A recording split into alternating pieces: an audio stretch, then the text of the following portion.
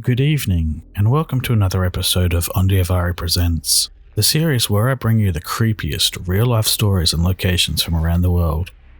Before we begin, be sure to hit that subscribe button and the bell icon so you never miss a future episode. If you enjoy this episode, be sure to give it a thumbs up and share it with your friends. Now sit back, turn off the lights, and let's begin.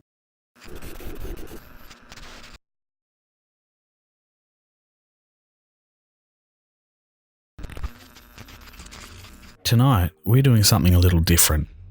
As you probably guessed from the title of the video, we're heading into the world of creepypastas. This particular creepypasta was requested by a subscriber. Tonight, I bring you The Smiling Man. Enjoy.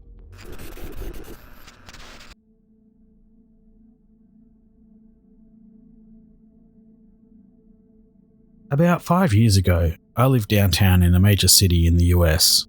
I've always been a night person, so I would often find myself bored after my roommate, who was decidedly not a night person, went to sleep. To pass the time, I used to go for long walks and spend the time thinking. I spent 4 years like that, walking alone at night, and never once had a reason to feel afraid. I always used to joke with my roommate that even the drug dealers in the city were polite. But all of that changed in just a few minutes of one evening. It was a Wednesday, somewhere between 1 and 2 in the morning, and I was walking near a police patrolled park, quite a ways from my apartment. It was a quiet night, even for a weeknight, with very little traffic and almost no one on foot. The park, as it was most nights, was completely empty. I turned down a short side street in order to loop back to my apartment when I first noticed him. At the far end of the street, on my side, was a silhouette of a man, dancing. It was a strange dance, similar to a waltz, but he finished each box in an odd forward stride. I guess you could say he was dance walking, headed straight for me. Deciding he was probably drunk, I stepped as close as I could to the road to give him the majority of the sidewalk to pass me by. The closer I got, the more I realized how gracefully he was moving.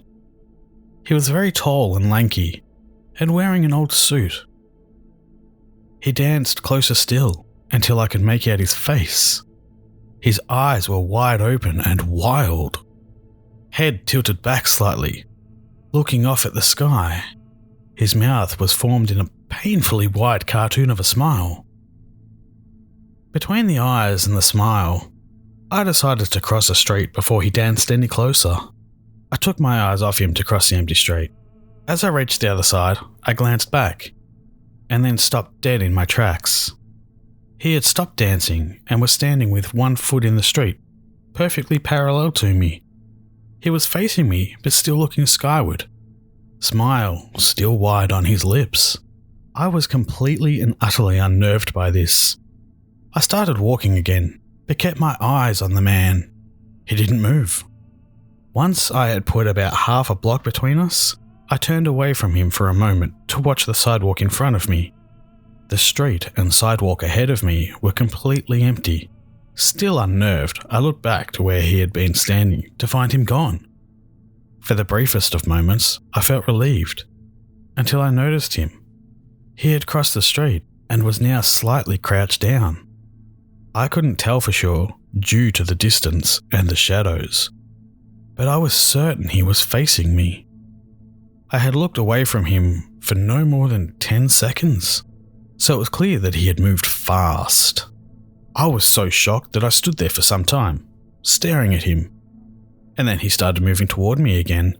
He took giant, exaggerated, tiptoed steps, as if he were a cartoon character sneaking up on someone.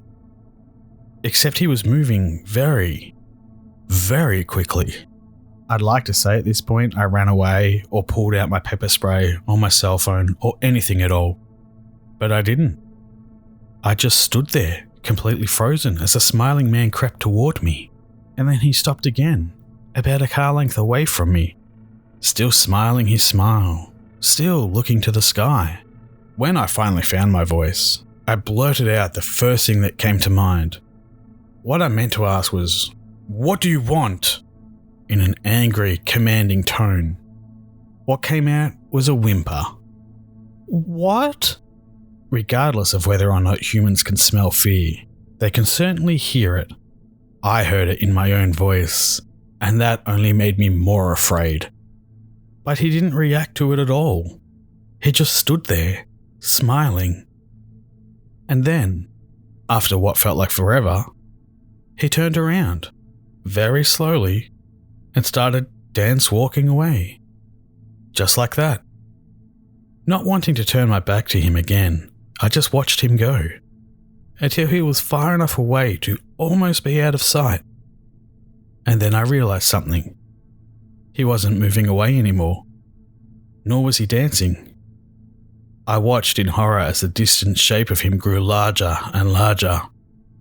He was coming back my way, and this time, he was running. I ran too. I ran until I was off the side road and back onto a better lit road with sparse traffic. Looking behind me then, he was nowhere to be found. The rest of the way home, I kept glancing over my shoulder, always expecting to see his stupid smile. But he was never there. I lived in that city for 6 months after that night, and I never went out for another walk. There was something about his face that always haunted me. He didn't look drunk. He didn't look high. He looked completely and utterly insane. And that's a very, very scary thing to see. I hope you enjoyed this reading of The Smiling Man. You may be thinking, creepypastas aren't real. And to that I would say, some might be.